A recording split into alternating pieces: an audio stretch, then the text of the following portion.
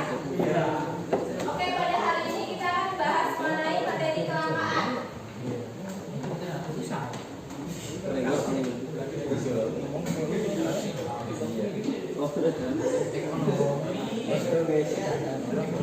Oke, tujuan pembelajaran pada hari ini yang pertama, peserta didik dapat memahami pengertian kelangkaan dengan tepat.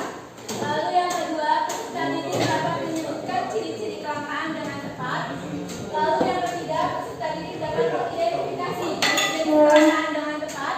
Lalu yang keempat, peserta didik dapat menjelaskan faktor-faktor penyebab kelangkaan dengan tepat. Yang kelima, peserta didik dapat menyebutkan dampak dari kelangkaan dengan tepat. Yang keenam, peserta didik dapat menjelaskan cara mengatasi kelangkaan dengan tepat.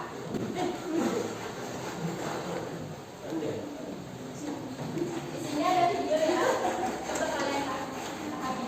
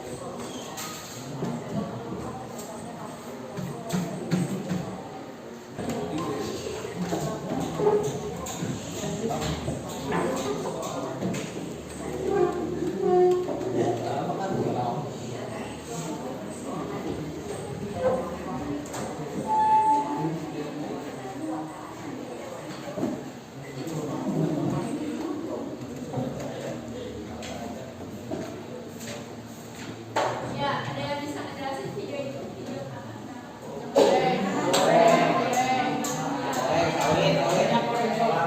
Ada yang berani angkat tangan? Ya, mau pakai goreng. Ya benar. Video ini merupakan video kelangkaan minyak goreng terjadi beberapa bulan yang lalu ya.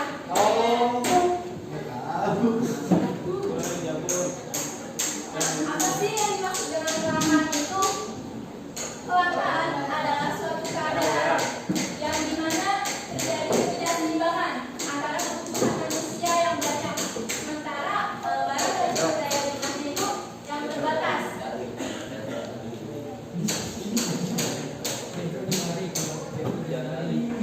Ada yang bisa bantu baca ciri-ciri kelangkaan? Ada yang mau? Satu orang? Ayo cowok, coba kamu baca ciri-ciri kelangkaan. Yang benar. Yang pertama, alat pembuat berupa bahan dan jasa terbatas. Yang kedua, sifat manusia yang tidak terbatas. Yang ketiga, harga permintaan terlalu tinggi dibandingkan dengan harga biasa. Dan yang keempat, jumlah alat yang memenuhi kebutuhan yang sangat terbatas. Ya, yang sudah dibaca oleh teman-temannya merupakan ciri-ciri dari kelangkaan ya. Ya, Bu.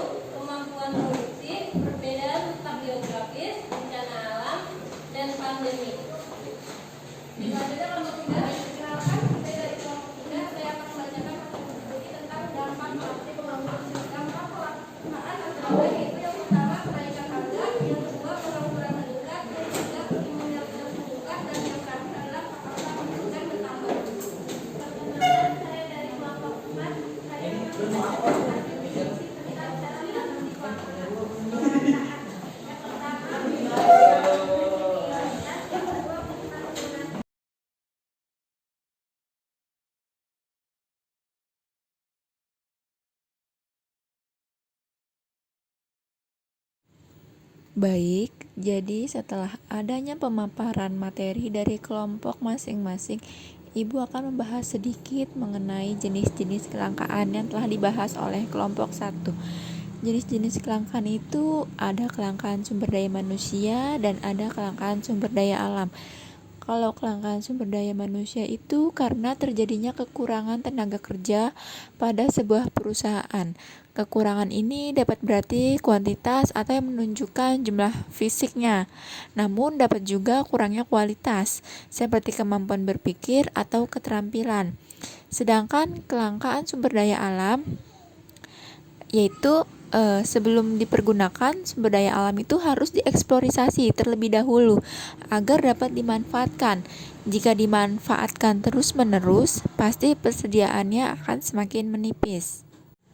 Selanjutnya yaitu kelangkaan sumber daya entrepreneurship, yaitu upaya yang melibatkan sumber daya lainnya seperti sumber daya alam, modal, dan teknologi, sehingga dapat menciptakan kekayaan dan kemakmuran melalui penciptaan lapangan kerja, penghasilan, dan produk yang diperlukan masyarakat. Yang keempat yaitu kelangkaan sumber daya modal. Seperti yang kita tahu, fondasi utama untuk menghasilkan barang atau jasa yang merupakan produk yang memiliki nilai manfaat untuk memenuhi kebutuhan manusia. Oke, materi selanjutnya yaitu mengenai faktor penyebab kelangkaan. Yang pertama itu ada pertumbuhan penduduk.